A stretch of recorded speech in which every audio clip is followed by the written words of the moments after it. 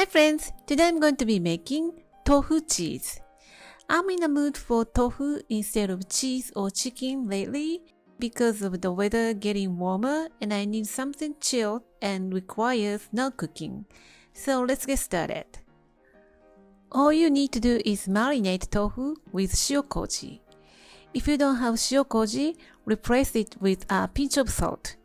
Shio Koji removes the excess water from the tofu and adds umami and a fermented flavor. Let it marinate for 3 days in the fridge.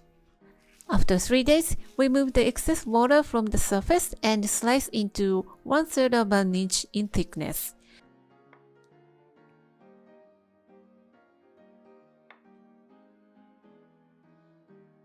Transfer to a serving dish with avocado,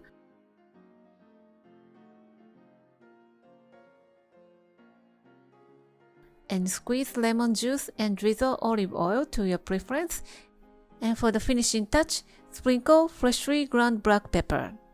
It's a healthier version of caprese salad and light and satisfying appetizer for the beautiful spring day. I hope you will give this recipe a try soon. Thanks for watching.